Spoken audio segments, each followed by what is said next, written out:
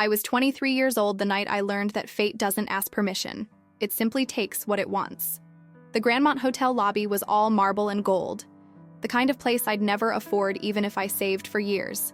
Chandeliers hung like frozen waterfalls above my head, throwing light across floors so polished I could see my reflection.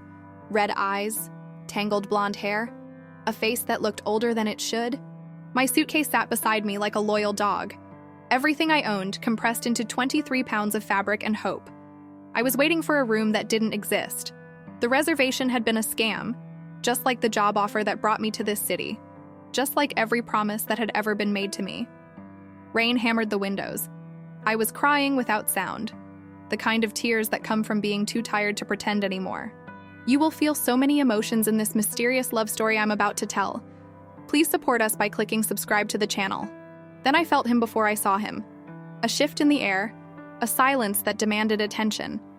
The hotel manager, who'd been apologizing to me in that practiced, empty way, suddenly went rigid. His hand moved to straighten his tie. His smile disappeared. I looked up. Dark suit, darker eyes. The kind of man who makes hotel managers stutter. He was maybe 35. Tall in a way that wasn't just about height, but about how he occupied space, as if the room rearranged itself around him. His jaw was sharp enough to cut glass, his hair black and pushed back from his face with the kind of carelessness that only works when you're that attractive. But it was his eyes that caught me. Dark, calculating, the eyes of someone who saw everything and forgot nothing. He wasn't looking at the manager, he was looking at me. I should have looked away. Instead, I held his gaze. Something stubborn and stupid rising in my chest. Maybe it was exhaustion. Maybe it was the kind of recklessness that comes from having nothing left to lose. He tilted his head slightly, like he was solving an equation and I was the variable that didn't belong. Then he spoke, his voice low and certain, the kind of voice that didn't need volume to carry authority. "Mr. Peterson, bring her to my room." The manager, Peterson, actually stumbled backward half a step. 3 men appeared from nowhere, dressed in similar dark suits, moving with the synchronization of people who'd done this before. One reached for my suitcase. Another gestured toward the elevator with a politeness that felt like a threat. I should have run. I should have screamed. I should have done any of the things a smart woman does when strange men in expensive suits give orders about her like she's cargo. Instead, I stood. My legs shook. My heart was a drum against my ribs. But I stood, because sitting there crying hadn't gotten me anywhere. And at least this was something. At least this was a choice, even if it was a terrible one. "Ma'am," one of the men said, his voice surprisingly gentle. He was older, maybe 50, with kind eyes that didn't match the gun I could see outlined beneath his jacket. "If you'll come with us." I picked up my purse, left the suitcase for them, walked toward the elevator on legs that felt like they belonged to someone else. The man who'd given the order, the one with the dark eyes, was already inside the elevator, waiting. He didn't smile, didn't speak, just watched me step inside, watched the doors close, sealing us in together with 2 of his men standing like sentries behind me. The silence was so thick I could taste it. "You're scared," he said finally. It wasn't a question. "Yes," I answered, because lying seemed pointless. "Good. Fear keeps you smart." The elevator climbed. My stomach dropped. I counted floors. 15, 16, 17. We didn't stop until 23, the penthouse level, of course. The doors opened onto a private foyer that led to a single set of double doors.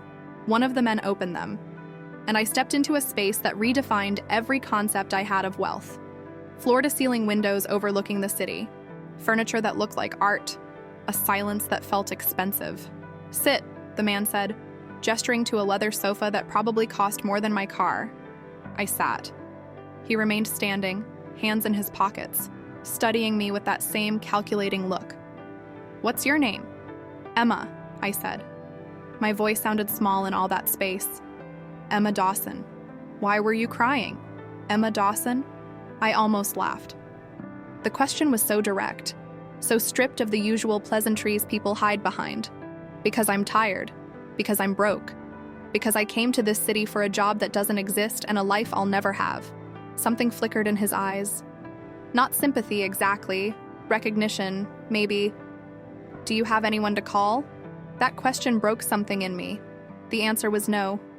No family who cared. No friends who'd take my call at midnight. No one who'd notice if I disappeared into a stranger's penthouse and never came back. I didn't say no. I just looked at him, and he understood. He moved then, crossing to a bar cart and pouring 2 glasses of something amber. He brought one to me, pressed it into my hands. Drink. I drank. It burned going down, sharp and clean. You'll stay here tonight, he said, like it was already decided, like my opinion was a formality. You're safe. Tomorrow we'll figure out the rest. Who are you? I finally asked. Someone who recognizes when a person is drowning. It wasn't an answer. It was an evasion dressed as honesty. But I was too tired to push, too overwhelmed by the sudden shift from disaster to this strange, tense salvation. One of his men, the older one with kind eyes, showed me to a guest room. It was bigger than my entire apartment back home. The bed was made with sheets so white they looked unreal. There was a bathroom with marble counters and towels folded into swans. Lock the door if it makes you feel better, the older man said. But you don't need to. Boss's orders. You're untouchable. I did lock it. Then I sat on the edge of that pristine bed and tried to understand what had just happened. A powerful stranger had given an order, and my life had pivoted on that single command. I should have been terrified. Maybe I was... But beneath the fear was something else. Curiosity, and a strange, electric sense of being seen. I didn't sleep. How could I? Men like him didn't help women like me without reason. There was always a reason. Hours passed.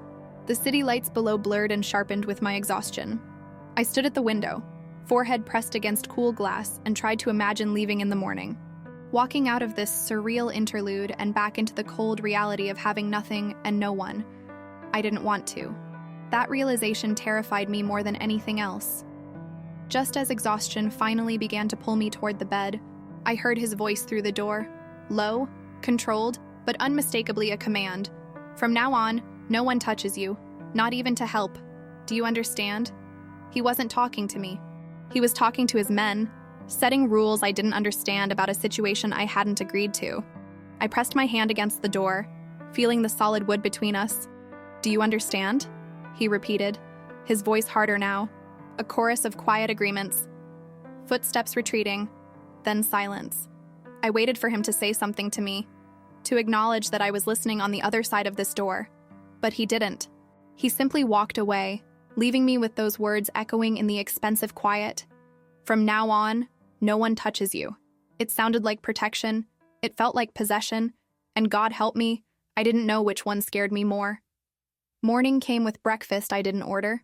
I woke to the smell of coffee. Real coffee, the kind that costs more per pound than I used to spend on groceries for a week. For a moment, disoriented by Egyptian cotton sheets and silence broken only by the distant hum of the city, I forgot where I was. Then it all rushed back. The lobby, the tears, the command that changed everything. I found the breakfast on a cart outside my door, scrambled eggs still steaming, fresh fruit arranged like art, toast cut into precise triangles, a single white rose in a crystal vase. No note, no explanation. Just this careful presentation of care from someone I didn't know, couldn't trust, and somehow couldn't stop thinking about. I ate standing by the window, watching the city wake up 23 floors below. People moving like ants, everyone with somewhere to be, someone waiting for them. I'd come here to be one of them.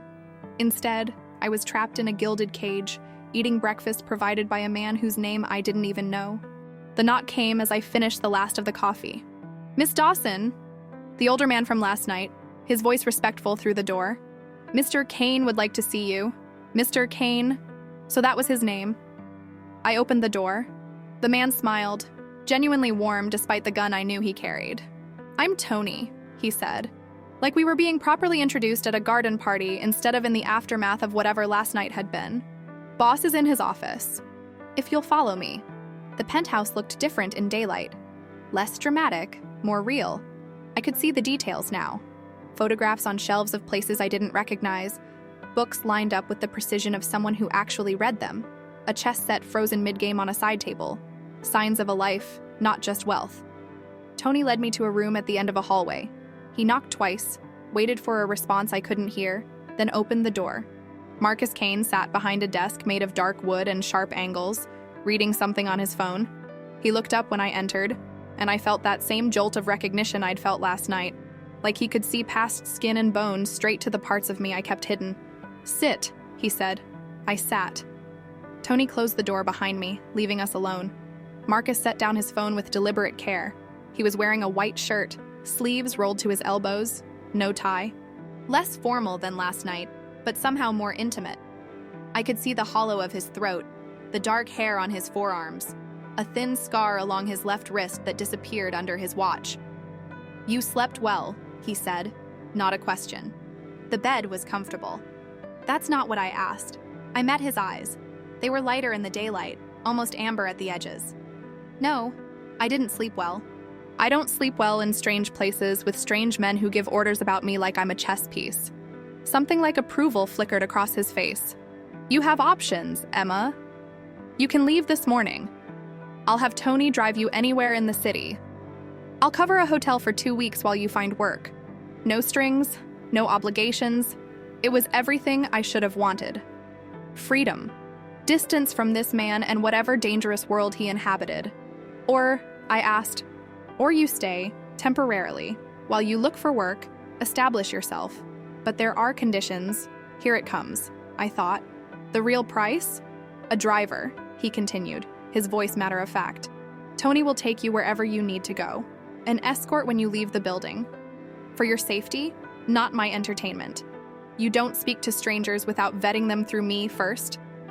"That's not conditions," I said, my voice sharper than I intended. "That's surveillance. It's protection." "From what?" Instead of answering, he picked up his phone, tapped the screen twice, then turned it to face me.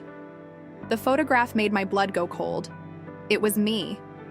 Last night, sitting in that lobby with my suitcase, my face wet with tears. The angle was wrong, taken from somewhere across the room, zoomed in enough that I could see the mascara smudged under my eyes, the defeat in the slope of my shoulders. "Someone was watching you before I ever saw you," Marcus said quietly. "Someone photographed you, Emma. Someone knew exactly where you were, how vulnerable you were, what you looked like when you were breaking." My hands started to shake. I pressed them against my thighs, trying to steady them. "Who? I don't know yet.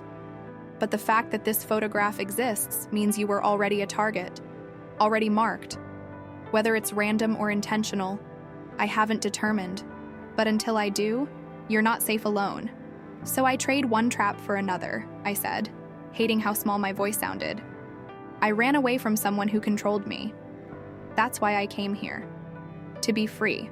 Something shifted in his expression, a crack in that perfect control. Who controlled you? The question was too direct, too invasive. But the way he asked it, like he already knew the shape of that answer, like he'd lived some version of it himself, made the truth spill out before I could stop it. My stepfather. After my mom died, he decided I owed him. For the roof over my head, the food I ate, the space I took up in his house. He decided my life belonged to him. And when I finally left, he made sure I knew that running wouldn't save me, that I'd always be looking over my shoulder. Marcus was very still, the kind of stillness that precedes violence. Is he the one watching you? I don't know. Maybe. Or maybe I'm just paranoid. Maybe this is exactly what he wanted. For me to be so afraid of shadows that I can't trust anything real. Marcus stood, moved around the desk with that precise economy of motion. He didn't touch me, but he was close enough that I could smell his cologne, something clean and expensive and utterly masculine. "This is real," he said, his voice low and absolutely certain. "The photograph is real, the danger is real, and my offer is real. Stay. Let me protect you while we figure out who's watching and why. Let me help you build the life you came here to find." "Why?" I looked up at him, needing to understand. "Why do you care?" For a long moment, he didn't answer. Then, "Because I know what it's like to run from something that won't let you go. And because you looked at me last night like you weren't afraid of me. Everyone is afraid of me, Emma. Everyone except you." It wasn't true. I was afraid. But I was more afraid of going back into that world alone, weaponless, watched. "Okay," I whispered. I'll stay. For now. Good. Tony will take you shopping today. You need clothes. Anything else you need. Put it on my account. I don't want your money. It's not my money. It's resources. There's a difference. Is there? He smiled then, just barely, and it transformed his face into something almost human. You're going to be difficult, aren't you? Probably. Good. Difficult keeps you alive. The next 3 days passed in a blur of surreal normalcy. Tony drove me to job interviews in a car that cost more than some houses. I bought clothes I'd never be able to afford on my own. Each purchase logged and tracked in some system I couldn't see. I slept in that beautiful guest room and ate meals that appeared like clockwork, prepared by a chef whose name I never learned. And I was watched. Constantly. Not by Marcus. He disappeared for hours, sometimes days, conducting business I wasn't allowed to ask about, but by his men. By the security cameras I started noticing in every corner. By the way, my phone, the new one Tony gave me with only 3 numbers programmed, tracked my location with precision that felt like a heartbeat. I wanted to hate it. I wanted to rage against the cage, no matter how beautiful. But beneath the frustration was something else. Something I didn't want to name. Because for the first time in years, I felt safe. Not free, but safe. And I was starting to realize those weren't the same thing. On the 4th night, Marcus came back. I was reading in the living room, curled up on that expensive sofa with a book from his shelf, Dostoevsky, because of course a man like him would read Russian literature. I heard the elevator, the quiet exchange of voices, then his footsteps. He looked exhausted. His shirt was wrinkled, a shadow of stubble darkening his jaw. But when he saw me, something in his expression softened. You're still awake. Couldn't sleep. Still not comfortable in strange places? Maybe I'm getting used to it. He crossed to the bar, poured himself 3 fingers of whiskey. Want one? Yes. We drank in silence, the city glittering below us like scattered diamonds. It should have been awkward, but it wasn't. It was oddly peaceful, sitting in the quiet with this dangerous man, both of us nursing our separate wounds. Thank you, I said finally. For the clothes, the interviews, the protection. You don't need to thank me. Then what do I need to do? He looked at me then, really looked, and I felt that gaze like a touch. Trust me, even when it's hard. Even when I can't explain why. That's asking a lot. I know. Before I could respond, before I could ask him why trust mattered to a man who dealt in fear, Tony appeared in the doorway. His face was tight, professional. Boss, you need to see this. Marcus stood immediately, all exhaustion vanishing. What is it? Tony handed him a phone. Marcus's expression went completely blank, the kind of blank that meant he was feeling too much to show anything at all. Emma, he said quietly, not looking up from the screen. Go to your room. What's wrong? Now. The command in his voice froze me. I stood, my heart racing. Tony moved to escort me, his hand gentle but firm on my elbow. Marcus, he finally looked up, and what I saw in his eyes terrified me. Not anger, not fear, something worse. Guilt. You were chosen as a message, he said, each word careful and deliberate. To me. This was never random, Emma. Someone knew exactly what they were doing when they put you in that lobby. When they made sure I'd see you. I don't understand. Neither do I, yet, but I will. Tony pulled me gently toward my room. I looked back once and saw Marcus standing at those floor-to-ceiling windows, silhouetted against the city, holding that phone like it contained all the answers he couldn't give me. The door closed. I pressed my ear against it, trying to hear. All I caught was Marcus's voice, low and lethal. Find out who she really is. Find out everything. And find out who's using her to get to me. Using her. Me. I slid down the door, wrapped my arms around my knees, and finally understood. I wasn't safe here.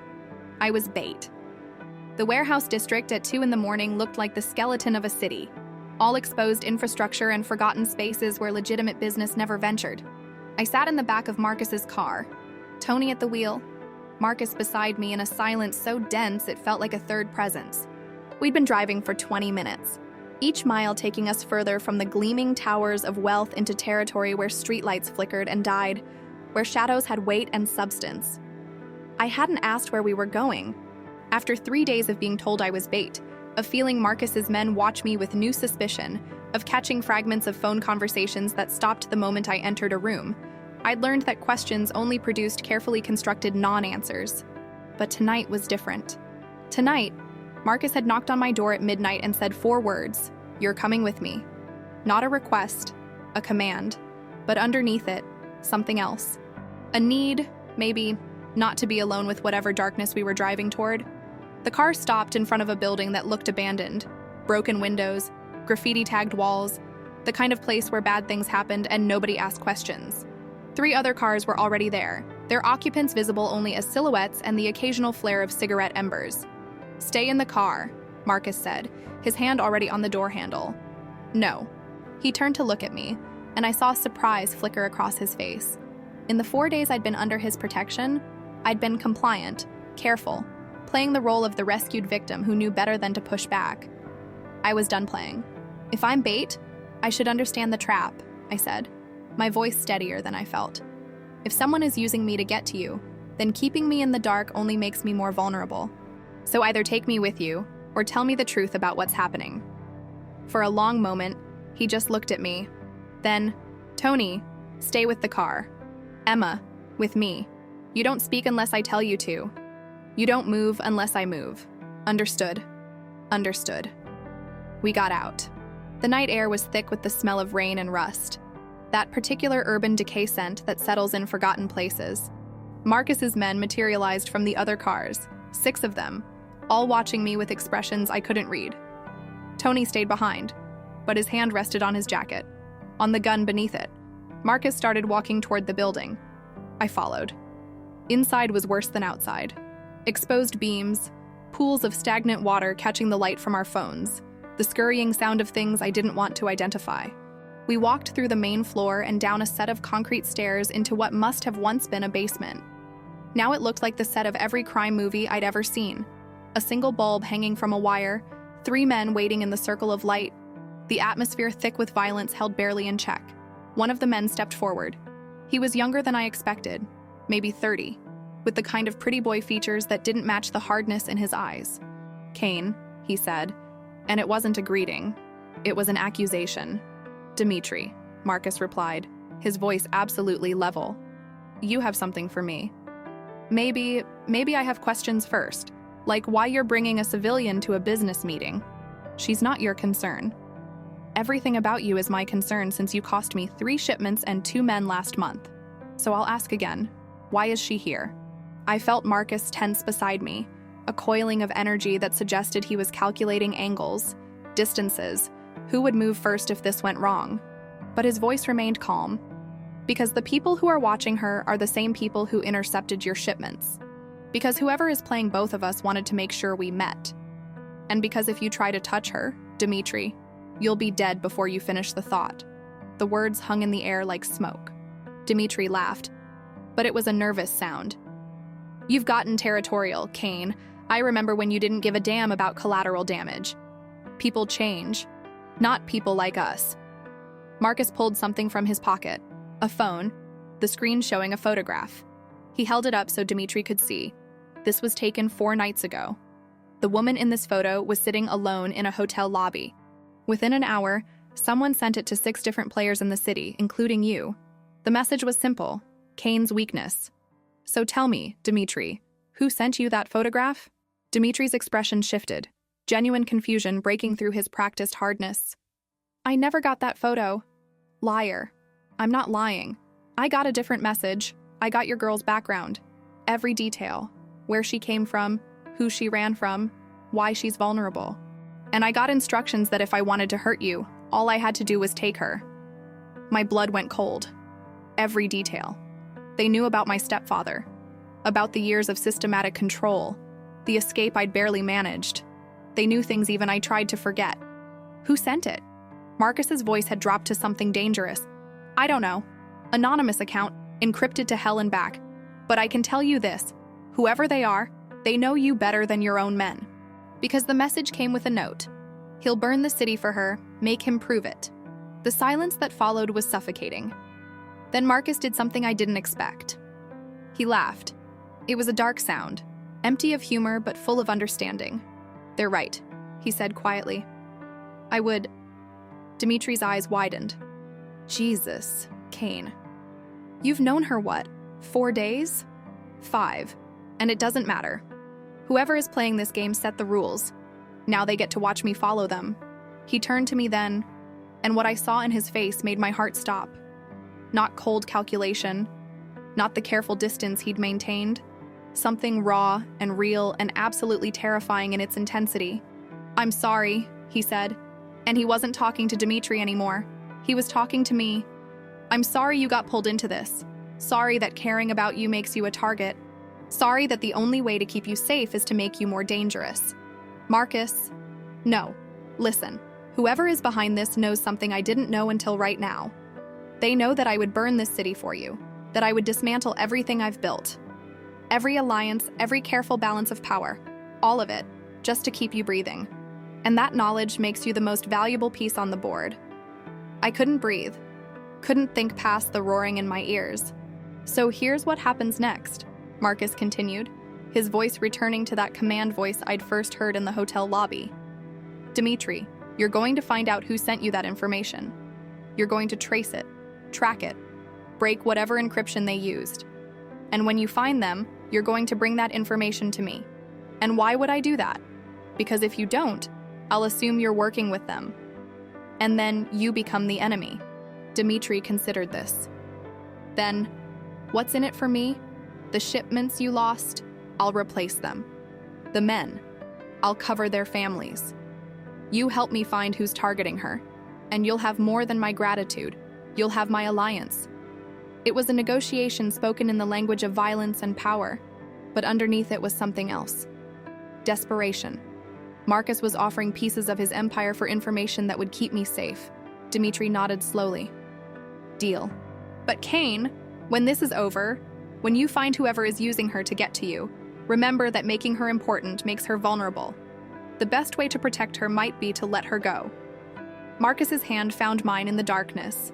His fingers were warm, strong, absolutely certain. "That's not an option." We left the warehouse in silence. The drive back felt longer, the city passing by in blurs of light and shadow. Tony drove. Marcus sat beside me, his hand still holding mine, neither of us acknowledging the intimacy of the gesture, but neither of us letting go. "You didn't have to do that," I said finally, my voice barely above a whisper. "Do what? Offer your alliance, trade your power, all of that for information about who's watching me." "Yes, I did." "Why?" He turned to look at me, and in the dim light of passing street lamps, his face was shadowed and vulnerable.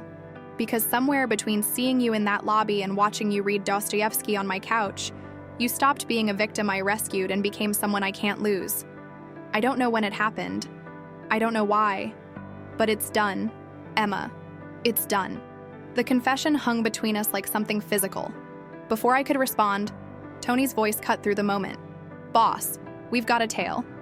Marcus's hand left mine instantly, going to the gun I knew he carried. "How long?" "Since we left the warehouse. Black sedan, 2 occupants. They're not trying to hide it. Lose them. Can't. They're flanking us on both sides now. 3 cars total." Marcus's jaw tightened. "Then we don't run. We stop." "Boss?" "Stop the car, Tony." We pulled over on a street that was too empty, too quiet. The 3 cars stopped with us, forming a perimeter. No one got out. We just sat there, predator and prey, frozen in the moment before violence. Then Marcus's phone buzzed. He looked at the screen, and his face went white. "What is it?" I asked. He handed me the phone without a word. The photograph on the screen was from tonight. Taken from above, maybe a drone. It showed Marcus and me in the warehouse, his hand holding mine, the moment of that confession. But it was the caption that made my blood freeze. "Now we know what you'll burn for." Let's see what she'll burn with. Below the text was an address, and a timer counting down from 60 seconds. Marcus looked at Tony.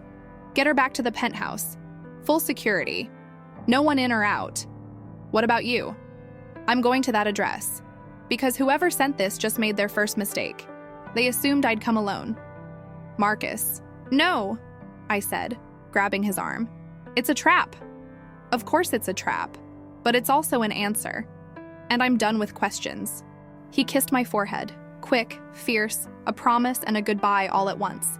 Then he was out of the car, signaling to his men, the 3 cars that had been following us suddenly transforming from threat to escort. "Take her home," he ordered Tony. "And if anything happens to me, you get her out of the city. New identity, new life, everything. Promise me. Boss, promise me, Tony. I promise." Marcus looked at me one last time through the window, his eyes holding mine. Then he was gone, disappearing into the night with his men, heading toward whatever waited at that address. Tony drove. I sat in the back seat, watching the city blur past, Marcus's phone still in my hand. The timer hit 0, and the phone exploded with notifications, dozens of them, all photographs, all from tonight, all showing Marcus and me from angles that should have been impossible. In the warehouse, in the car, at the penthouse through windows I'd thought were private. We'd been watched. Every moment, every touch, every whispered word. The final message came through as we pulled into the parking garage of Marcus's building. "You wanted to know who she really is. Pull the string and watch everything unravel. Her stepfather says hello." The phone slipped from my hands. My stepfather. This had been him all along. Not content to let me go, he'd found the one man in this city who could protect me and turned him into my greatest danger. Tony was talking, urgent questions I couldn't hear past the roaring in my ears, because I knew what came next. I knew the game my stepfather played. He didn't want me dead. He wanted me destroyed. Wanted to take everything I'd found, this impossible safety, this dangerous man who'd offered me protection and given me something terrifyingly close to hope, and burn it all down. And the only way to stop him was to become what he'd always said I was. A weapon. Not against Marcus. Against myself. The confrontation happened at dawn. I didn't sleep after the revelation about my stepfather. How could I? Every shadow in that beautiful guest room felt like his presence. Every creak of the building like his footsteps finally catching up to me. I'd spent 6 years running from a man who believed I owed him my entire existence. And now he'd found me. Worse, he'd weaponized the one person who'd made me feel safe. When Marcus finally returned at 5 in the morning, I was waiting in the living room, still wearing yesterday's clothes, my body vibrating with a fury I'd spent years suppressing. He looked exhausted. There was blood on his shirt, not his, I hoped, and something haunted in his eyes. But when he saw me sitting there in the pre-dawn darkness, his expression shifted to something like relief. "Emma, don't," I said, standing. My voice was steady, cold. "Don't apologize, don't explain. Just tell me the truth. Did you know what? That my stepfather was behind this. That he's the one who put me in that lobby, who made sure you'd see me, who's been pulling strings this entire time." Marcus went very still. "No, I didn't know until tonight. But you suspected?" "I suspected someone from your past was involved. The photograph, the timing, it was too perfect. But I didn't know it was him until I went to that address." "And what did you find there?" His jaw tightened. "A message. Your stepfather left a message. Show me. Emma. Show me, Marcus. If I'm the weapon he's using against you, I deserve to know what he said." For a moment, I thought he'd refuse. Then he pulled out his phone, tapped the screen, and handed it to me. The video was short. 30 seconds of my stepfather sitting in what looked like a hotel room, smiling that same smile I remembered from every nightmare. He looked older, grayer, but his eyes held the same cold calculation. "Marcus Kane," he said, his voice exactly as I remembered, smooth, paternal, poisonous. "By now you've realized what Emma is. Not a victim, a tool. I spent 6 years molding her, teaching her exactly how to appeal to powerful men, how to make them feel like saviors. She's very good at it, and you fell for it perfectly. Now here's the game. Every day you keep her, I take something from you. A business, an ally, a piece of your empire. You can try to find me, but you won't. You can try to protect her, but that only makes it more fun. Or you can do the smart thing. Throw her back into the world where she belongs, alone, afraid, exactly as I taught her to be." The video ended. I handed the phone back with shaking hands. "He's lying. I know. No, you don't know. You can't know. Because part of you is wondering if he's right. If I manipulated you. If this whole thing was some elaborate con. Marcus set the phone down and crossed to where I stood. He didn't touch me, but he was close enough that I could see the exhaustion carved into every line of his face. Did you know he would send you to that hotel? No. Did you know I would be there? No. I didn't even know who you were. Then he's lying. And I don't care what he thinks he taught you. I know what I see. I know who you are. You've known me 5 days, I said, and heard the desperation in my own voice. 5 days, Marcus. He had 6 years. Then let me have 6 years too. Let me prove him wrong. The words hit me like a physical force. I wanted to believe him. God, I wanted to believe that someone could see past the damage, past the programming, past everything my stepfather had done to convince me I was nothing but a tool for powerful men to use and discard. But wanting something doesn't make it true. We need rules, I said finally.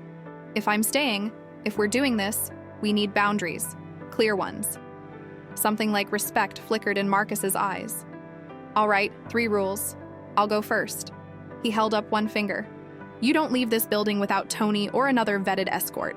Not until we neutralize your stepfather. Second finger. You tell me everything about him. Every detail, every pattern, every weakness. I can't protect you from a threat I don't understand. Third finger. You trust me. Even when it's hard. Even when he's in your head telling you I'm just like him. You trust that I see you, not his creation. The third rule was the hardest. Trust was the thing my stepfather had broken most thoroughly. My turn, I said. 1 rule. You tell me the truth. About your world, about the danger, about what protecting me actually costs you. No more secrets, no more careful omissions. If I'm in this, I'm all the way in. Deal. We shook on it, and the gesture felt more binding than any contract. His hand was warm, calloused, strong. I held on longer than necessary, needing the solid reality of him to ground me against the ghost of my stepfather's voice. He'll escalate, I said quietly. That's what he does. He'll take something you care about and twist it until you can't recognize it anymore, and he'll make sure you watch. Let him try. Marcus, you don't understand. He's patient. He'll wait years if he has to. He'll make you doubt everything, including yourself. Then we don't wait. We hunt. The determination in his voice should have comforted me. Instead, it terrified me, because I knew what hunting my stepfather meant. It meant becoming the kind of person who could match his cruelty, his calculation, his absolute willingness to destroy anything in his path. What if finding him changes you? I asked. What if becoming the kind of man who can beat him means losing the kind of man who saw me in that lobby and decided to help? Marcus was quiet for a long moment. Then he did something unexpected. He took my hand and placed it over his heart. I could feel it beating, steady and strong. Feel that? That doesn't change. Whatever I have to do, whoever I have to become to end this, and this doesn't change. What I feel when I look at you, that doesn't change. You barely know me. I know enough. We stood there as dawn broke over the city, his heart beating under my palm, both of us pretending we weren't falling into something we couldn't name and couldn't stop. Then his phone buzzed. He looked at it, and his expression went cold. Emma, go to your room. What is it? Now. But I'd already seen the notification, a news alert, a building on fire across the city. And in the breaking news crawl, fire at Morrison Plaza, home to Kane Industries' satellite office. 3 confirmed dead. My stepfather's first move, Marcus was already on the phone, barking orders, his voice that command voice I'd first heard in the hotel lobby. But underneath the authority, I heard something else. Guilt. Because 3 people were dead. And it was because of me. I walked to my room on numb legs, closed the door, slid down against it until I was sitting on the floor. This was what my stepfather did. He made you love something, then proved that love was just another weapon he could use against you. Hours passed. I heard Marcus moving through the penthouse, phone calls, urgent conversations. The sun climbed higher. The city woke up, oblivious to the war being waged in shadows and penthouse suites. Finally, around noon, Tony knocked on my door. Miss Dawson, "Boss wants to see you." I found Marcus in his office, standing at the window, looking out at the skyline. On his desk was a police badge and a photograph. He turned when I entered, and what I saw in his face made me stop breathing. "His name isn't Marcus Kane," Tony said quietly from behind me. "It's Michael Castellano. He was undercover, organized crime unit, before he became what he was pretending to be." The badge on the desk had Marcus's face, but the name read, Detective Michael Castellano, NYPD. "I need to tell you something," Marcus said, his voice carefully controlled, "about who I really am, and why your stepfather chose me specifically to destroy you." The confession came in fragments, like a man trying to piece together a story he'd spent years forgetting. Michael, whoever he was, stood at that window with his back to me, silhouette sharp against the morning light. The police badge sat on his desk between us like evidence at a trial. I didn't pick it up. Didn't need to. The truth was already rewriting everything I thought I understood about the past 5 days. "I was 26 when they recruited me," he began, his voice stripped of that commanding certainty I'd grown accustomed to, fresh out of the academy, idealistic enough to believe I could make a difference. They needed someone to infiltrate Vincent Shaw's organization. Someone young, hungry, willing to disappear into a role for years if necessary. He turned slightly, enough that I could see his profile, but not his eyes. I said yes. I thought it would take a year, maybe 2. I'd gather evidence, build a case, bring down one of the most dangerous men in the city. Then I'd go back to being Michael Castellano, detective, hero. Simple. But it wasn't simple, I said quietly. No. It took 5 years. 5 years of becoming Marcus Kane, of learning how to think like them, act like them, make decisions that kept me alive but killed parts of who I was. I watched men die.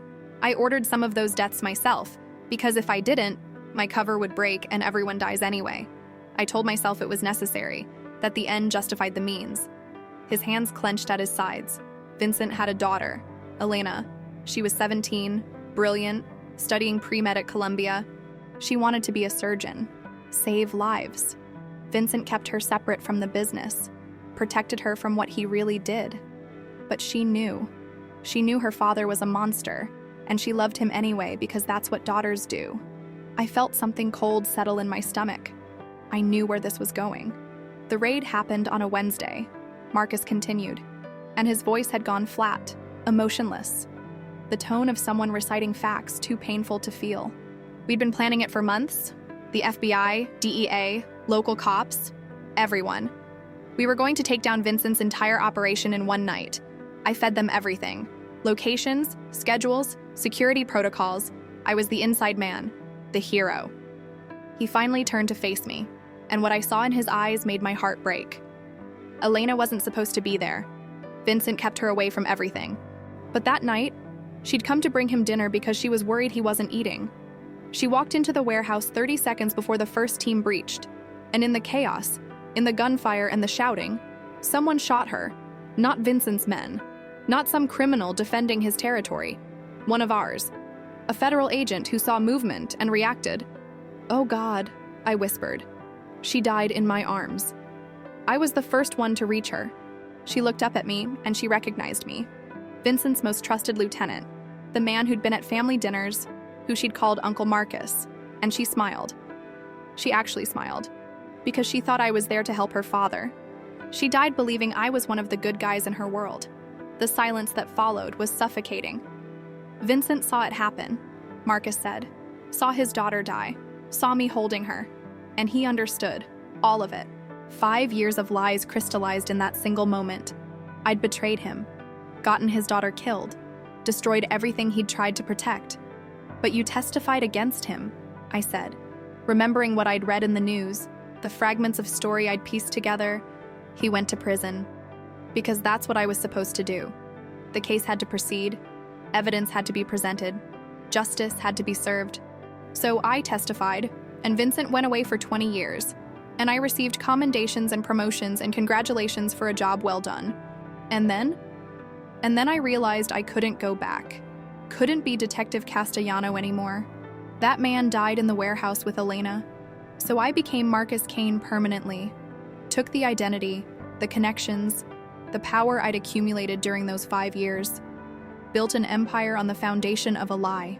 He moved to the desk, picked up the badge, held it like it burned his hands. Vincent got out 3 months ago. Good behavior, overcrowding, legal technicalities. And the first thing he did was start taking apart everything I'd built. Not quickly, not obviously, just piece by piece, move by move, like he was playing chess with my entire life. And I'm part of that, I said, understanding flooding through me. My stepfather knew about you, about Vincent, about Elena. Your stepfather served 2 years in the same facility as Vincent. They weren't friends, but they talked. And when your stepfather got out and started tracking you, started planning how to reclaim his hold on you, he found the perfect tool. Me, the man who destroys everything he tries to protect. The cruelty of it was breathtaking. My stepfather hadn't just found Marcus randomly. He'd researched, planned, orchestrated everything to pair his trained victim with a man haunted by the last person he'd failed to save. Vincent thinks you're Elena, Marcus said quietly. Not literally, but symbolically. He thinks by hurting you, by making me watch you suffer because of my protection, he'll finally balance the scales. Your stepfather told him everything about you, how you were shaped, controlled, taught to seek out powerful men, how you'd be perfect bait for someone like me, someone desperate to rewrite that night in the warehouse. I sat down slowly, my legs unable to hold me anymore. So none of this was real, I heard myself say. You saw me in that lobby, and some part of you saw Elena, saw a chance at redemption, and I saw you, and some part of me saw exactly what my stepfather trained me to see. A powerful man who could save me. Emma, we're both just playing out scripts written by other people. Trauma responding to trauma. Neither of us actually seeing each other. No, he crossed to me, knelt down so we were eye level. That's what they want us to believe. That's the poison they're feeding us. But I know the difference between Elena and you. I know the difference between obligation and choice. What I feel for you isn't about redemption. It's about you. How can you possibly know that? Because Elena made me feel guilty. You make me feel hope. The words hung between us, raw and true and terrifying in their simplicity. Before I could respond, before I could process the weight of that confession, his phone rang. Marcus ignored it. It rang again, and again. Finally, Tony knocked urgently on the door. Boss, you need to take this. It's Vincent. Marcus's expression hardened. He stood, answered the phone, put it on speaker. Vincent Shaw's voice filled the room. Older than I'd imagined, cultured, almost gentle. Michael, or do you prefer Marcus these days? I can never keep track of your identities. What do you want, Vincent? To talk about Elena, about your girl, about how history has such an elegant way of repeating itself. Get to the point. The point is that I've decided to be merciful. I'll give you a choice. Tonight. Midnight. The old pier where we used to meet before you destroyed my life. Come alone, and I'll tell you everything. Who hired Emma's stepfather? Why this is bigger than revenge? What's really at stake? And if I don't come, then tomorrow morning, Emma receives a package. Inside will be photographs of every person you've ever cared about. And one by one, I'll make sure they learn the same lesson Elena taught me, that loving someone in your world is a death sentence. The line went dead. Marcus stood there, phone still in his hand, his entire body radiating fury and calculation. You can't go, I said. It's obviously a trap. Of course it's a trap. Then, but he's right about one thing. This is bigger than revenge. Your stepfather didn't just randomly connect with Vincent in prison. Someone orchestrated that connection. Someone wanted to make sure you and I would meet, would collide, would destroy each other. Who? I don't know. But I'm going to find out. He was already moving, making calls, assembling his team. I watched him transform from the vulnerable man who'd confessed his sins into the cold, efficient operator who'd survived 5 years undercover. Marcus, I said, and he stopped. If you go to that pier, everything changes. You'll have to become someone I don't know to survive what's waiting there. He looked at me. And for just a moment, I saw Michael Castellano underneath Marcus Kane, the young detective who'd believed in justice, in right and wrong, in the possibility of saving people. then remember who I was before. He said quietly. Remember this moment, because I need someone to call me back when it's over. He left. I stood alone in that office, surrounded by the remnants of 2 identities and 1 impossible truth. I'd fallen in love with a man who didn't exist, and now I had to figure out which parts of him were real enough to save. Hours crawled past. Tony stationed guards outside my door, but wouldn't tell me anything about Marcus's plans. I tried to sleep and couldn't. Tried to eat and couldn't. Just paced my beautiful cage, waiting for news that would tell me if the man I loved was coming back, or if Vincent Shaw's revenge was about to claim another life. At 11:47 p.m., my phone buzzed. A message from an unknown number, a video file. My hands shook as I opened it. The footage was grainy, surveillance quality, showing the interior of what looked like a police evidence room. A man in a suit was removing files, photographing pages. The timestamp was from 6 years ago. The man's face was partially visible when he turned. It was my stepfather. But he wasn't alone. Someone was directing him, pointing out specific files to copy. The camera angle shifted, catching the second person's reflection in a glass partition. My stepfather's accomplice, the person who'd helped him access police records, who'd known about Marcus's undercover operation, who'd orchestrated this entire nightmare. I knew that face. It was Tony, Marcus's most trusted man, the one who'd been with him for years, the one currently coordinating his security for tonight's meeting with Vincent, the one who'd just sent Marcus into a trap with perfect information about his vulnerabilities. I ran. I'd never moved so fast in my life. Down the hallway, past the guards who tried to stop me with polite but firm hands, I shoved through them with strength I didn't know I had, into the elevator, frantically pressing buttons, my breath coming in gasps that bordered on sobs. Tony was the traitor.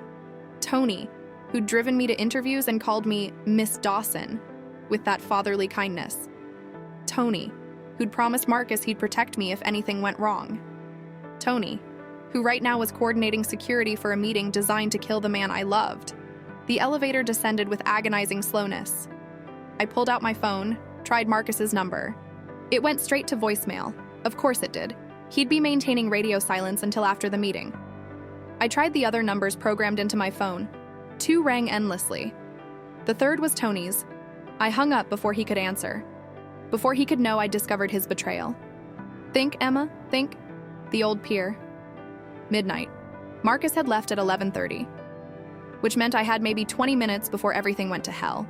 The building's parking garage spawned before me as the elevator doors opened. Rows of expensive cars I didn't know how to hotwire. Security cameras tracking my every panicked movement. Then I saw it. A motorcycle near the exit, helmet hanging from the handlebars. Someone's personal bike, probably one of Marcus's younger men who thought parking here made them look important. I'd ridden exactly twice in my life, both times on the back of someone else's bike. But desperation makes you capable of impossible things. The keys were in the ignition, because who steals from Marcus Kane's private garage? I threw my leg over the seat, my hands shaking so badly I could barely grip the handles. The engine roared to life, loud enough to wake the dead, loud enough to bring security running. I didn't wait, just twisted the throttle and shot toward the exit, nearly clipping a concrete pillar, the bike wobbling dangerously under my inexperienced control. Shouts behind me. The garage gate starting to descend. I gunned it, made it through with inches to spare, the gate scraping sparks from the bike's tail. Then I was on city streets, the night air cold against my face, weaving through late-night traffic with all the grace of a drunk teenager. I'd never felt so terrified, never felt so alive. The old pier was on the waterfront, a 15-minute drive that I made in 9. Every second counted. Every moment Marcus spent in Vincent's presence was a moment closer to the trap snapping shut. I could see it ahead. Abandoned warehouses giving way to rotting docks. The kind of place where bodies washed up and nobody asked questions. 3 black SUVs were parked in a loose semicircle. Marcus's car was there, isolated, vulnerable. I killed the engine 2 blocks away, left the bike lying on its side, and ran. My footsteps echoed on broken pavement. Fog rolled in from the water, thick and concealing. I could hear voices ahead, low, tense, the sound of men negotiating in the language of violence. Then I saw them. Marcus stood facing Vincent Shaw on a dock that extended over black water. Vincent was smaller than I'd imagined, gray-haired and distinguished. The kind of man who looked like he should be teaching philosophy, not orchestrating revenge. 6 of his men surrounded them in a loose circle. Tony stood among them. Tony, who was supposed to be protecting Marcus, now clearly aligned with Vincent's people. I couldn't hear what they were saying from this distance, but I could read body language. Marcus's stance was defensive, ready. Vincent's was almost casual, a man holding all the cards. And Tony was positioning himself behind Marcus, one hand drifting toward his jacket, toward his gun. I didn't think, didn't plan, just screamed, "Marcus." Every head turned. Marcus's eyes found mine across the distance, and I saw shock, then horror flash across his face. "Emma, get out of here." But Tony had already moved. His gun came out smooth and practiced, aimed not at Marcus, but at me. The message was clear. Marcus could die fighting, or he could surrender and watch me die instead. "Interesting," Vincent said, his cultured voice carrying across the water. "She's braver than I thought. Or more foolish. Michael, call off your girl before this gets messier than it needs to be. She's not part of this," Marcus said, his voice tight with control that was fracturing at the edges. "Let her go, Vincent. This is between us." "Nothing is between just us anymore. That's the lesson you taught me when you let Elena die. Everyone is part of it. Everyone pays." Vincent nodded to Tony. "Bring her here." Tony moved toward me, gun still raised, his expression unreadable. This man who'd driven me safely through the city, who'd smiled when I made jokes, who'd called Marcus boss with genuine respect, he was going to hand me over to Vincent like a package he'd been hired to deliver. When he got close enough, I saw something in his eyes.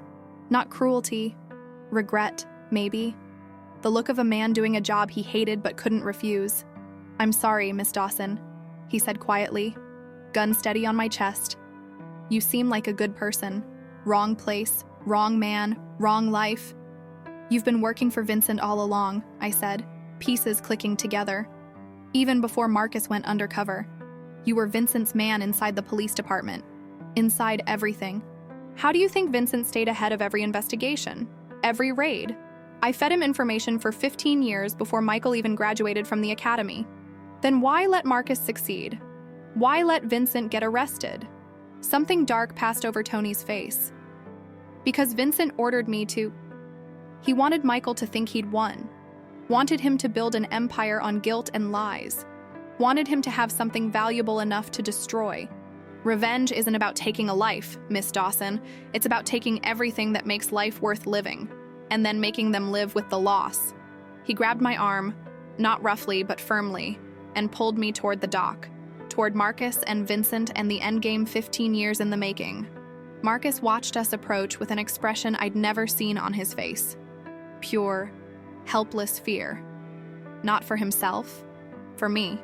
"Let her go, Vincent," he said again, and this time his voice cracked. "Please, I'll give you anything. My businesses, my money, my life. Just let her walk away."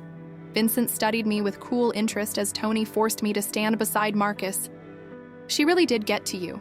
Your stepfather was right about that, girl. You do have a gift for making powerful men care." "My stepfather is a monster," I said, finding my voice despite the terror. "And so are you. Elena would be ashamed of what you've become." The dock went silent. Vincent's men tensed. Tony's grip on my arm tightened in warning. Vincent stepped closer, and I could see the grief carved into every line of his face. "You don't get to speak her name." "Why not?" "Because she'd tell you the truth. That you're using her death to justify becoming exactly what she hated about your life. She wanted to save lives, and you're taking them in her memory. That's not love. That's desecration." Vincent's hand came up, and I thought he would hit me. Marcus moved instinctively to intercept, but 3 guns came up instantly, freezing him in place. But Vincent didn't strike. His hand hovered in the air, trembling, then slowly lowered. "You don't understand," he said quietly. "I gave Michael everything. My trust, my loyalty, my friendship. I let him into my family, and he used it all against me. He's the reason she's dead." "No," I said, and the certainty in my voice surprised even me. "The life you chose is the reason she's dead. Marcus didn't pull the trigger. But every choice you made before that night, every violent decision, every criminal act. Those built the world where a girl bringing dinner to her father gets caught in crossfire. You killed her, Vincent, not him. And destroying Marcus won't change that. The silence that followed was absolute. Then Vincent did something unexpected. He laughed. It was a broken sound, empty of humor but full of recognition. "She's right," he said to Marcus. "God help me, she's right. And you know what the worst part is? Elena would have said the exact same thing. She was always trying to save me from myself." He turned to Tony. "Lower your weapon." "Boss?" I said lower it. All of you. Slowly, reluctantly, the guns came down. Vincent looked at Marcus, and something passed between them. Not forgiveness, but understanding. The shared language of men who'd lost everything to the same violent world. "I can't give you Elena back," Marcus said quietly. "I can't undo what happened. But I can promise you this. Her death changed me, made me see what I'd become. Everything I've built since then. I've tried to build differently. Better. It doesn't balance the scales. Nothing ever could.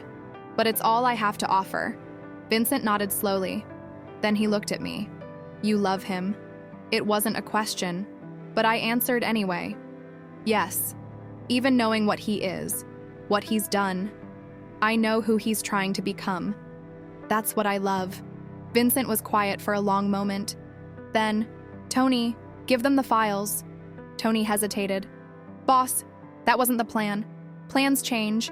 Give them the files." From inside his jacket, Tony pulled out a manila envelope. He handed it to Marcus with visible reluctance. "Everything you need to know about who orchestrated this," Vincent said. "Emma's stepfather was just a tool. The real player is someone much bigger, much more dangerous. Someone who needed you and me at each other's throats to cover their own moves." Marcus opened the envelope, pulled out photographs and documents. His face went white. "This can't be right." "It is. And now you understand why I agreed to play my part in this charade. Because if we don't work together, we're both dead. And so is she." He nodded toward me. Marcus looked up from the files, looked at Vincent, and I saw something shift in his expression. A decision being made, a line being crossed. "What do you need?" "First, the truth about what really happened to Elena. Tony gave it to me, but I need to hear it from you." And there, on that rotting dock with guns lowered but not holstered, Marcus told Vincent the truth. The whole truth. How Elena's death was ordered by a federal agent who wanted to provoke a war. How Marcus had taken the blame to protect Vincent from knowing his daughter was murdered by the very government claiming to seek justice. How he'd destroyed his own career, his identity, his soul, all to spare Vincent that particular pain. When he finished, Vincent was crying. Silent tears tracking down his weathered face. "I should have known," he said. "I should have trusted you. I should have told you. We were both fools." Yes, they stood there. Two broken men finding something like peace in the wreckage of 15 years of lies. Then Vincent held out his hand. Marcus took it. And just like that, the war was over. But as Tony handed Marcus more files, explaining the conspiracy that had used us all as pawns, I realized something terrifying. The war Vincent and Marcus had been fighting was just a distraction. The real enemy was still out there, still watching, still pulling strings. And according to the documents Marcus was now reading with growing horror, they'd just made their next move. The evidence now pointed directly at Marcus. Doctored records, fake witnesses, planted evidence linking him to crimes he hadn't committed. And there was only one person who could clear his name. Me. Because buried in those files was the truth about my stepfather's real employer. The person who'd sent him to shape me, train me, prepare me to be exactly what Marcus would need when the time came. I wasn't just bait. I was the witness, the evidence, the key to everything. And tomorrow morning, federal agents would come for both of us.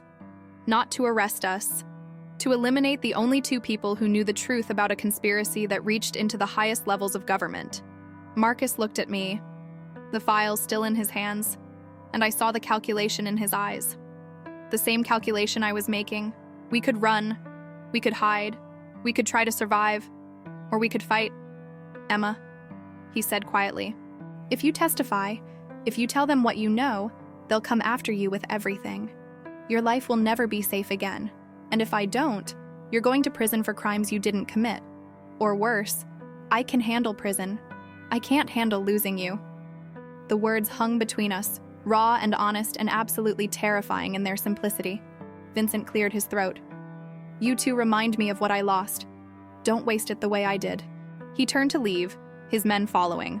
But he paused, looked back. "Michael, Emma, whoever comes for you next, they're not interested in justice. They're interested in silence. Trust no one, not the police, not the FBI, not anyone in any official capacity. You're on your own." Then he was gone, disappearing into the fog, leaving Marcus and me standing on that dock with Tony and the weight of impossible choices. Tony holstered his gun finally. "For what it's worth, I'm sorry. Vincent had my family. Said he'd kill them if I didn't help.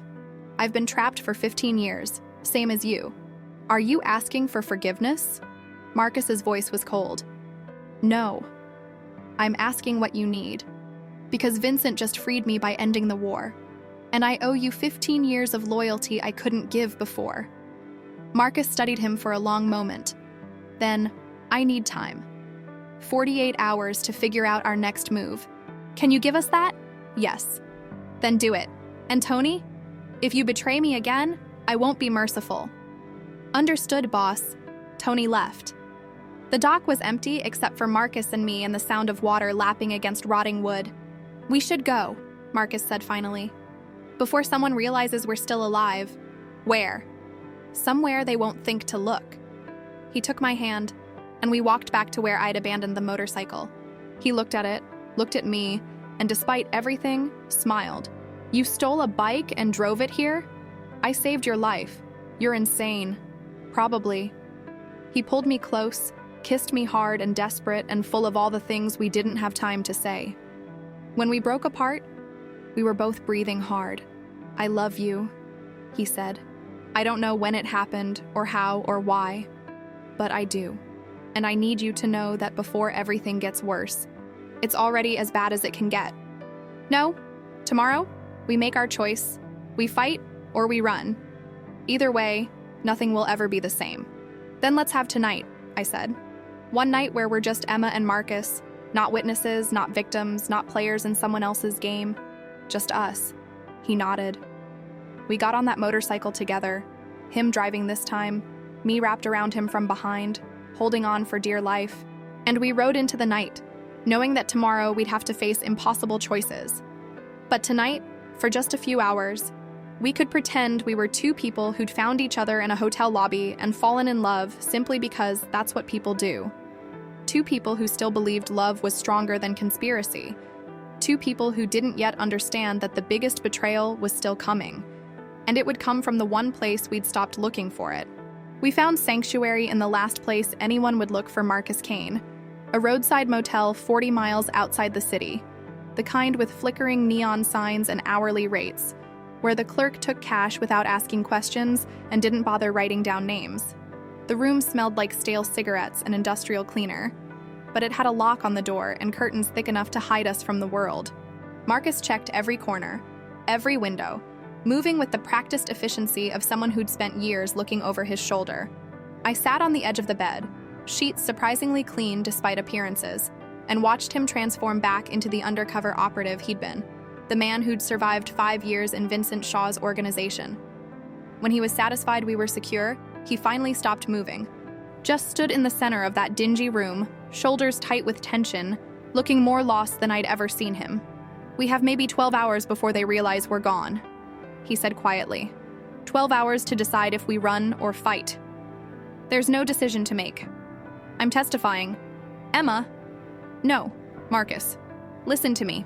I saw those files. I know what's in them.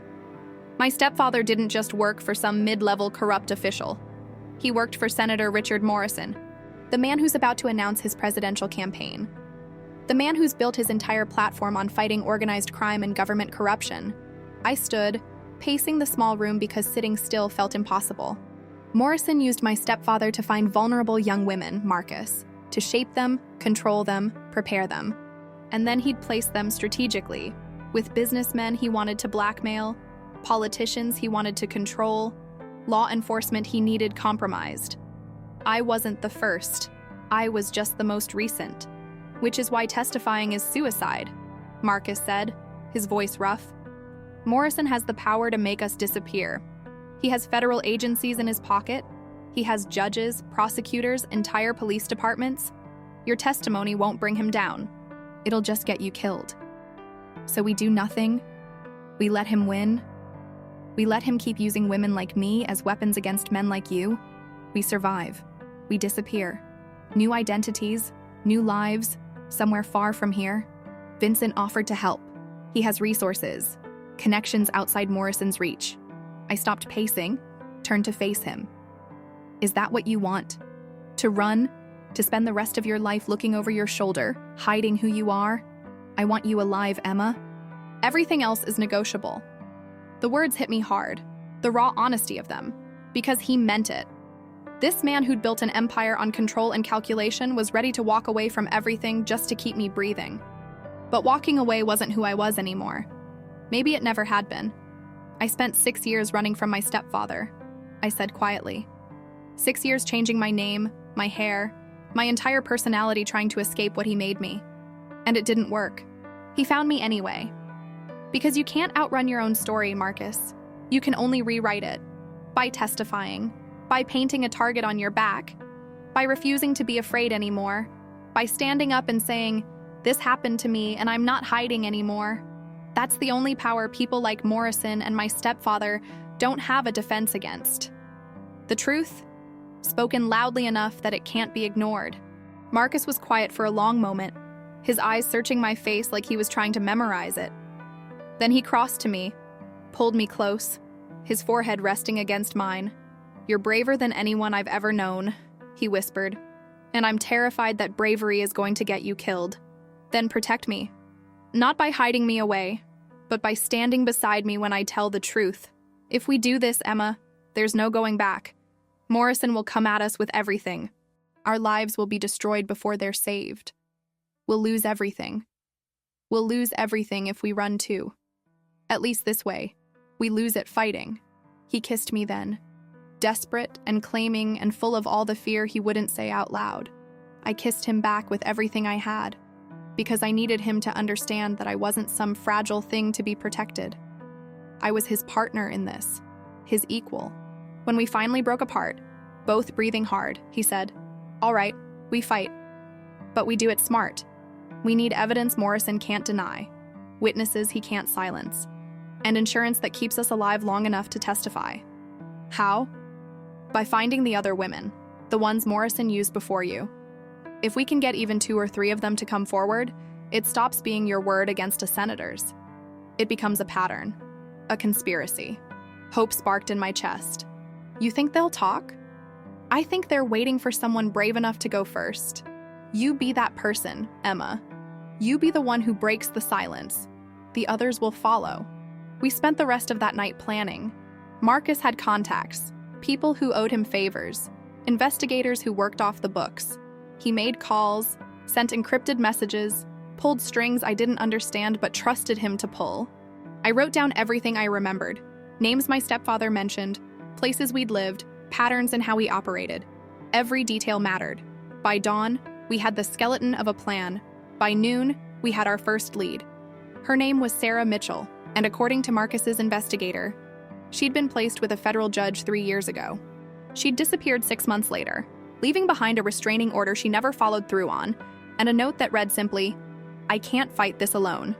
We found her in a small town in Pennsylvania, working as a waitress in a diner that smelled like coffee and defeat. She was maybe 25, dark hair pulled back in a practical ponytail, eyes that had seen too much and trusted too little. I walked in alone. Marcus waited in the car, understanding that she wouldn't talk to a man, wouldn't trust anyone who looked like power. I sat at the counter, ordered coffee I didn't want, waited until her shift ended. When she came out, still wearing her uniform, I said, "Sarah Mitchell?" She froze. "Who's asking?" "Someone like you, someone Morrison used." Her face went white. "I don't know what you're talking about." "Yes, you do. And I know you're scared. I know you've spent 3 years waiting for someone to come find you, to finish what they started. But I'm not here to hurt you. I'm here to ask you to help me stop him. She looked around, paranoid, checking exits and faces like she'd been trained to do. If I talk, I'm dead. If you don't talk, you're already dead. Just slowly, living in fear, looking over your shoulder, never being free. I know because I've been doing it too. Something in her expression cracked. You really went through it? With Morrison? Through his proxy, a man named David Lawson. My stepfather. She nodded slowly. I know that name. He came to evaluate me twice. Said I wasn't responding to training adequately. I thought I was being saved when they placed me with the judge. Turned out I was being punished. We talked for 2 hours. She told me about the training facility Morrison ran under the cover of a women's shelter. About the other girls who'd disappeared when they tried to leave. About the judge who'd used her, blackmailed her, threatened her until she'd finally run with nothing but the clothes on her back. Will you testify? I asked finally. She was quiet for a long time. Then, if you promise me one thing, anything, promise me it won't be for nothing. Promise me if I stand up and tell my story, something will actually change. I took her hands across the table, held them tight. I promise you that if we do nothing, nothing changes for certain. If we fight, we at least have a chance. She nodded, wiped her eyes. Okay, I'll do it. When? Soon. We're gathering evidence, finding others. When we have enough to make the case airtight, we all come forward together. How many others? I don't know yet. But Morrison didn't just do this twice. Men like him never do. Sarah gave us 2 more names. Over the next 3 days, Marcus and I crisscrossed 3 states, finding women who'd been through Morrison's program. Some refused to talk, some couldn't. They'd internalized the training too deeply, believed they deserved what happened to them. But 3 agreed to testify. 3 brave, broken, healing women who looked at me and saw someone who understood, who'd survived, who was still fighting. By the 4th day, we had 5 witnesses, including me. We had documentation, photos, emails, financial records Marcus's investigator had traced. We had a case. We also had a problem. The federal prosecutor we'd planned to approach had been killed in a car accident that morning. A convenient accident that happened 12 hours after Marcus first reached out to her office. Morrison knew, or someone in his organization knew, and they were moving to shut us down before we could go public. We're out of time, Marcus said, staring at the news report on his phone. We need to move now. Move where? Every official channel is compromised. Then we don't go official, we go public. We hold a press conference, invite every media outlet we can find, and we tell the truth on live television where Morrison can't silence us without making himself look guilty. It was brilliant. It was terrifying. It was our only option. Marcus made the calls. Told reporters we had a story about government corruption that reached the highest levels. Promised them evidence, witnesses, documentation. Scheduled it for the next morning at a neutral location. The steps of the county courthouse, public and symbolic and impossible to attack without witnesses. That night, in another anonymous hotel room, I couldn't sleep. Couldn't stop thinking about what tomorrow would bring. The cameras, the questions, the moment I'd have to stand in front of the world and admit what had been done to me, what I'd been shaped into. Marcus found me standing at the window, watching the city lights below. Second thoughts? He asked quietly. Hundreds of them. But I'm doing it anyway. He came to stand beside me, his reflection ghostly in the glass. Emma, I need you to know something. After tomorrow, regardless of what happens, your life will never be private again. Every detail will be examined, every choice questioned. They'll try to discredit you, shame you, make you regret speaking up. I know. And I'll be standing beside you through all of it. Whatever happens, you're not alone. I turned to face him, this complicated, damaged, beautiful man who'd seen me at my lowest and chosen to stay. I love you, I said. I should have said it before, but I was afraid. Afraid it would make me weak, make me vulnerable. But I'm done being afraid. I love you, Marcus Kane. Michael Castellano, whoever you are underneath all the names and identities, I love the person you're trying to become. His eyes shone with emotion he didn't try to hide. I love you too. And tomorrow, when we stand on those courthouse steps and tell the truth, remember that. Remember that no matter what they take from us, they can't take this. What we found in that hotel lobby, What we built despite everything trying to tear us apart.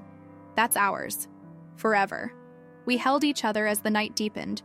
Two people who'd found light in each other's darkness, who'd chosen to fight when running would have been easier. When morning came, we dressed carefully. Me in a simple blue dress that made me look trustworthy, professional. Marcus in a suit that made him look like the businessman he'd pretended to be. We looked like the kind of couple you'd see in a coffee shop or a bookstore, normal and unremarkable. We were anything but. The courthouse steps were crowded with reporters when we arrived, cameras and microphones and faces eager for scandal. Sarah was there, and the three other women who'd agreed to testify. They stood together, a unit of shared trauma and shared courage. Marcus squeezed my hand once. Ready? No, but I'm doing it anyway. We climbed those steps together. The questions started immediately, reporters shouting over each other. Marcus held up a hand, waited for silence. My name is Marcus Kane, he began, his voice carrying clear and strong. Some of you know me as a businessman. Some might remember me as Detective Michael Castellano. Today, I'm here as a witness to corruption that reaches into the highest levels of our government. And I'm here to introduce you to 5 incredibly brave women who are about to tell you their stories. He stepped back. I stepped forward. The cameras focused on me. The questions stopped. The world narrowed to this moment, this choice, this truth I was about to speak. My name is Emma Dawson, I said, and my voice shook but didn't break. And for 6 years, I was trained by a man working for Senator Richard Morrison to be used as a weapon against powerful men. I'm here to tell you how. I'm here to name names. And I'm here to say that this ends today. I told them everything. The training, the placement, the surveillance. Told them about the other women, about Morrison's network, about corruption so deep it had rotted the foundation of institutions we were supposed to trust. Behind me, Sarah stepped forward. Then the others. One by one, they added their voices to mine, their stories weaving together into an undeniable pattern. The reporters were silent now, not interrupting, just recording, documenting, bearing witness. When we finished, when the last woman told her truth and stepped back, the silence was profound. Then the questions exploded, shouted demands for proof, for details, for Morrison's response. Marcus handed out the documentation, copies for everyone, evidence they could verify independently. It was done. The truth was out. Whatever happened next, we'd spoken. For the first time in 6 years, I felt free. Then I saw him. At the edge of the crowd, standing perfectly still while chaos swirled around him. My stepfather, David Lawson. He was watching me with an expression I couldn't read, something between pride and fury. He raised his phone, pointed it at me like a weapon. On the courthouse steps, surrounded by cameras and witnesses and the women who'd stood with me, I felt Marcus tense beside me as we both saw what appeared on the screen my stepfather was showing us from across the crowd. A live video feed of Morrison. Standing in what looked like a private office, with a gun to Vincent Shaw's head. The message was clear. You spoke your truth. Now watch someone die for it. My stepfather smiled and disappeared into the crowd. The world fractured into before and after before. Standing on courthouse steps, speaking truth, believing that words could be weapons against corruption. After. Watching Vincent Shaw, the man who'd just made peace with Marcus, who'd chosen mercy over revenge, kneeling with a gun to his head because I dared to fight back. Marcus was already moving, phone out, barking orders to people I couldn't see. The reporters sensed the shift, cameras swinging toward us, questions intensifying. Sarah grabbed my arm, her grip tight with fear she understood too well. Emma, we need to go, she said. Now. But I couldn't move. Couldn't look away from the empty space where my stepfather had stood, holding that phone like a promise of consequences. Morrison had Vincent, which meant he'd been 10 steps ahead of us the entire time, waiting for us to make our move so he could demonstrate exactly how powerless we really were. Emma! Marcus's voice cut through my paralysis. Car. Now. He pulled me down the steps, through the crowd of reporters still shouting questions, toward the black SUV that Tony had somehow materialized at the curb. Sarah and the other women were already inside, faces white with terror. We'd asked them to be brave, to stand up, to trust that speaking truth would protect them. We'd lied. Tony drove like he was fleeing war. weaving through traffic with precision that spoke of years doing exactly this. Marcus was on the phone, his voice clipped and lethal. "I don't care what it takes. Find where Morrison is holding Vincent. Find it in the next 10 minutes or don't bother coming back." He hung up, looked at me. "This isn't your fault." "Of course it is. I pushed for this. I wanted to fight instead of run. And now Vincent is exactly where Morrison wanted him from the beginning. This was always the plan. Emma, we testify. Morrison takes a hostage we care about. We're forced to recant or watch someone die. It's textbook intimidation. So what do? We call his bluff." I stared at him. "That's not a bluff. That was a live feed. Vincent is going to die because of what we did. Vincent is going to die because Morrison is desperate. Men like him don't take hostages unless they're losing. Our testimony is already out there, already being verified by every news outlet in the country. He can kill Vincent, kill us, kill everyone in this car. It won't erase what we said. The truth is viral now. It has momentum, and Morrison knows it." Tony glanced in the rearview mirror. "Boss, we've got a tail, 2 cars, federal plates. Lose them. Can't. They're boxing us in. They want us to stop." Marcus's jaw tightened. "Then, stop. Boss, stop the car, Tony. If they're federal, they're either Morrison's people coming to silence us, or they're legitimate agents who've seen the press conference and have questions. Either way, running makes us look guilty." Tony pulled over.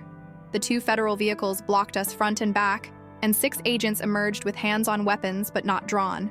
Their body language was cautious, uncertain, not the stance of people following orders to eliminate witnesses. One approached Marcus's window. He lowered it slowly, hands visible. "Marcus Kane? That's right. I'm Agent Sarah Chen, FBI. We need you and Emma Dawson to come with us. Protective custody until we can verify your claims about Senator Morrison." "Protective custody or arrest?" Marcus asked calmly. Chen hesitated. "Honestly, my orders are unclear. But what I saw on television 20 minutes ago suggests you might be telling the truth. And if you are, you're in more danger than you realize." "Vincent Shaw," Marcus said. "Morrison has him.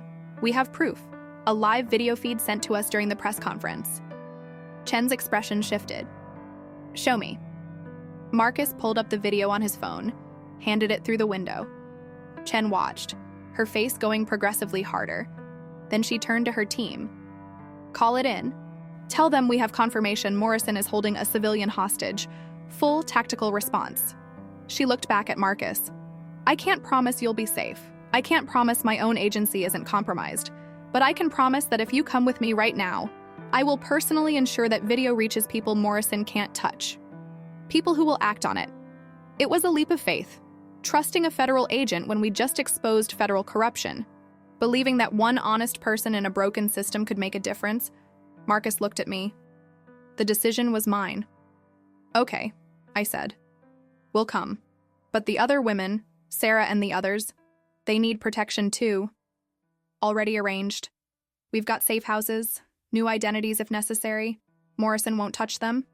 We transferred to the federal vehicles, leaving Tony to disappear into the city with instructions to stay hidden. The women were taken to a separate location. Marcus and I ended up in an FBI field office that looked exactly like every crime show ever made. Fluorescent lights, gray walls, the smell of bad coffee and bureaucracy. Chen set us up in a conference room with water we didn't drink and chairs that weren't quite comfortable enough to relax in.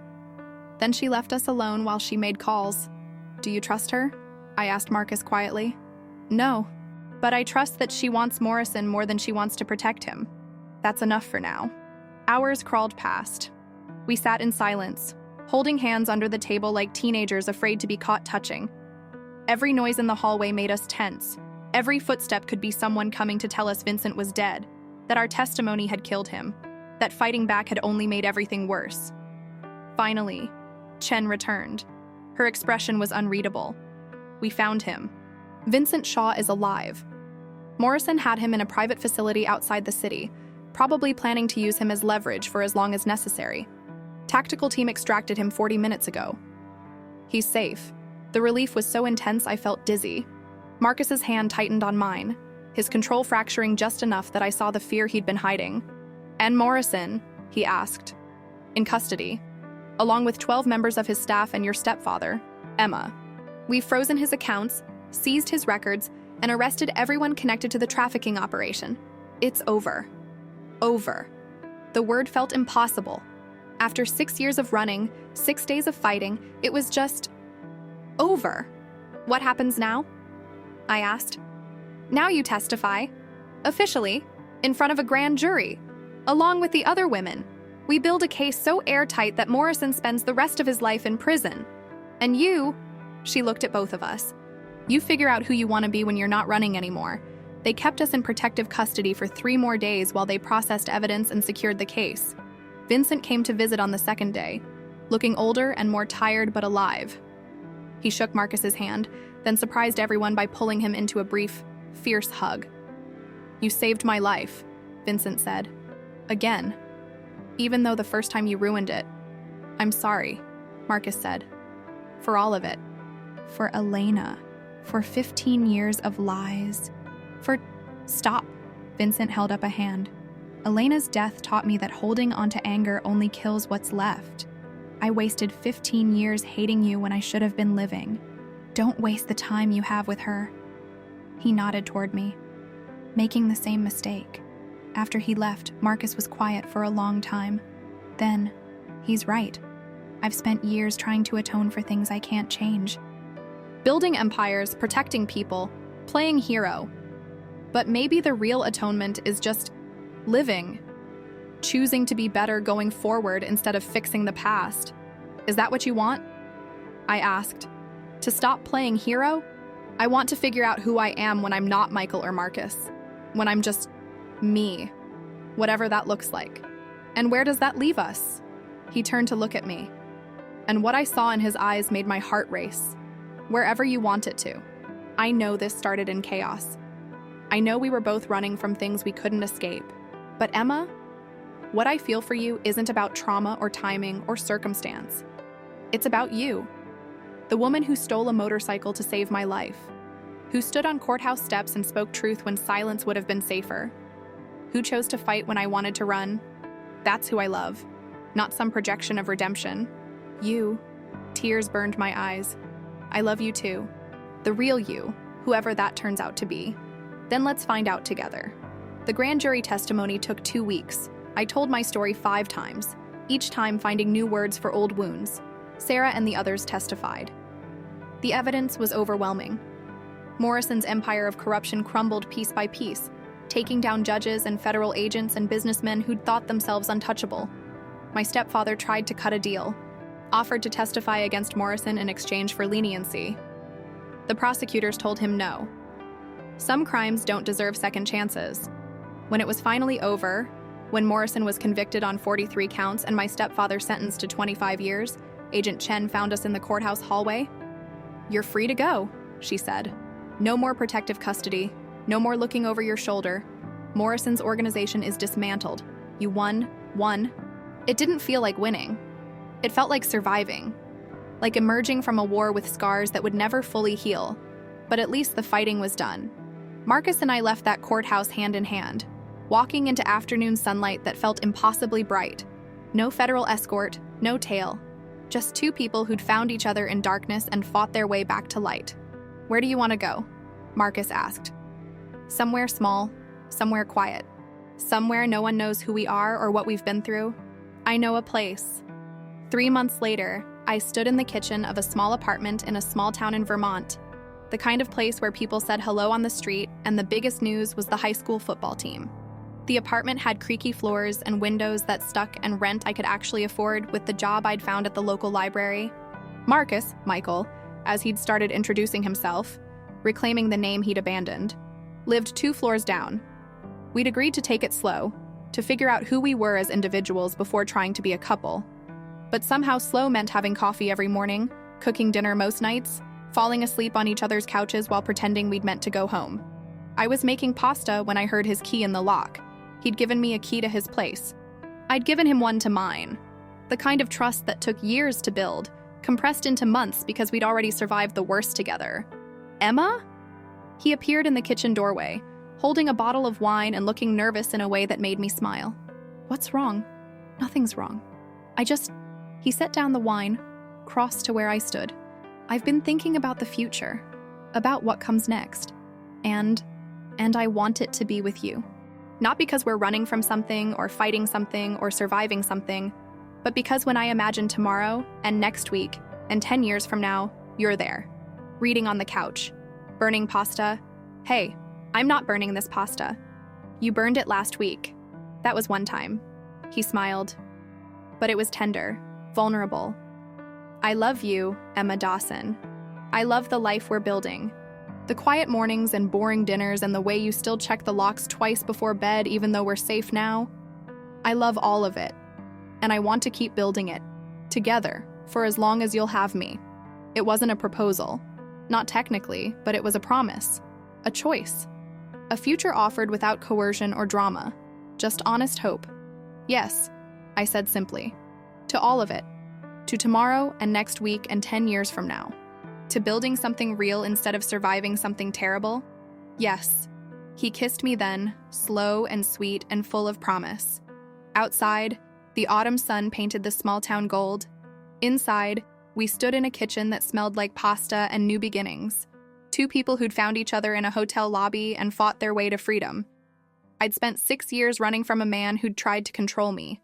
6 days falling for a man who'd tried to protect me. And now I was choosing to spend my life with a man who simply wanted to stand beside me while we both figured out who we were without the weight of our pasts. Later that night, after dinner and wine and conversation that ranged from profound to ridiculous, I stood at the window of my apartment, looking out at the quiet street below. Michael came to stand beside me, his arm around my waist. "Do you miss it?" he asked. "The intensity, the danger?" Sometimes. But then I remember what it cost. And I realize I'd rather have this boring and quiet and safe. This isn't boring. No, Emma, you made me believe in second chances, in redemption without suffering, in love that isn't born from trauma but from choice. That's not boring. That's everything. I turned to face him, this complicated man who'd been a detective and a criminal and a protector, who'd carried guilt for Elena's death until he'd finally learned to set it down. "Thank you," I said. "For what?" "For seeing me in that lobby, for bringing me to your room, for choosing to save me even when it meant destroying everything you'd built. You saved yourself, Emma. I just had the privilege of watching. Maybe that was true. Maybe we'd both saved ourselves and each other in the ways that mattered. Maybe that's what love was supposed to be. Not rescue, but recognition. Not protection, but partnership." The night deepened. The town slept, and in a small apartment in Vermont, two people who'd survived impossible things held each other and dreamed of ordinary tomorrows. If you made it to the end of this story, let us know in the comments which city you're watching from, and click the yellow bell to subscribe to the channel and support us. Keep the adventure going by clicking on the suggested video on your screen.